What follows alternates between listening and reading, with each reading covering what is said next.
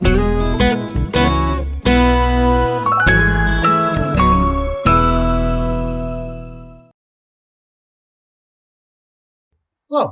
my name is Jonathan Haber, author of Critical Thinking from MIT Press. Here are 5 steps we could take to rebuild trust in media.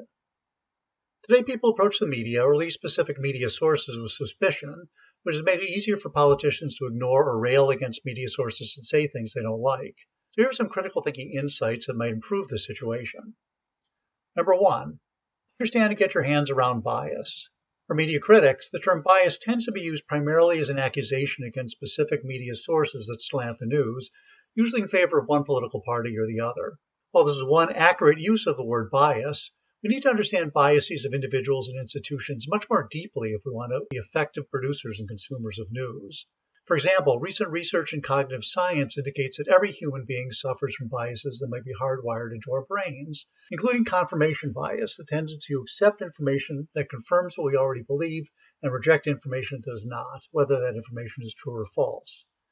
There are also biases baked into institutions. For example, some news services cater to customers with specific political beliefs. And even news sources that try to maintain objectivity are impacted by biases that have emerged with the new media, such as a bias towards getting a news story out before anyone else does, or a preference for stories that lend themselves to attention-grabbing headlines.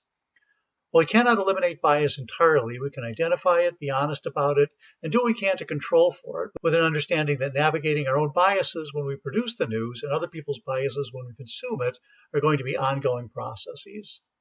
Number 2, understand that the media is in the argumentation business. Outside of yesterday's sports results and weather stats, no news relies just on the facts.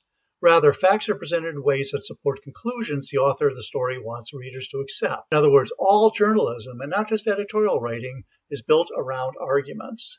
Even the weather reporter is making an argument whenever he or she puts forth a prediction. In that case, existing weather data serves as premises of an argument that supports a conclusion regarding what the weather is supposed to be like tomorrow. Given that arguments are the primary ways human beings communicate what they believe to be true, journalists should not be embarrassed by the fact that they are also in the argumentation business. We should understand what that means by learning how to identify the logical structure of arguments, ones we read and ones we write, and how to evaluate those arguments for strength and weakness. Number 3, the world is not just facts and opinions. Failing to appreciate the role of argumentation in journalism leaves us prey to the fallacy that the world consists of facts that can be proven true or false, with everything else an opinion, or worse, just an opinion. For example, someone uses the fact that they have been in lockdown for months while COVID deaths keep going up to claim that social distancing has been a failure. They're making an argument. That argument contains 2 premises. Lockdown has gone on for months and COVID deaths have increased during that time, leading to a conclusion that social distancing has failed. Now, you could subject the premises of that argument to fact-checking all day long, but since they're both true, does that mean we should treat the conclusion that social distancing has failed as just a matter of opinion? No, because those premises, regardless of how true they are, do not provide sufficient reasons to accept the conclusion, which means the argument fails not because it is based on lies, but because it is logically flawed. In argumentation terms, it lacks validity. Number 4, peer through the rhetoric. Journalism is all about language, and journalists are particularly adept at spotting when language is being misused or used to communicate BS. But there are specific language skills that need to be practiced in order to get to the bottom of what people are really communicating. For example, a critical thinker, which should include all journalists, needs to be able to translate everyday spoken or written language into unambiguous statements and fit those statements into a logical argument that can be analyzed for strength and weakness. This provides journalists a structured method for peering through rhetoric to determine what people are actually saying. Speaking of rhetoric, there are techniques for communicating persuasively as well as errors in logic called fallacies that provide insights that can elude you if you know nothing about logic and rhetoric. Grasping rhetorical tools have been used to persuade audiences for over 2,000 years, allows journalists to spot when those techniques are being used to mislead, as well as make their own articles as persuasive and powerful as they can be. And number 5, teach others to become critical thinkers about the news.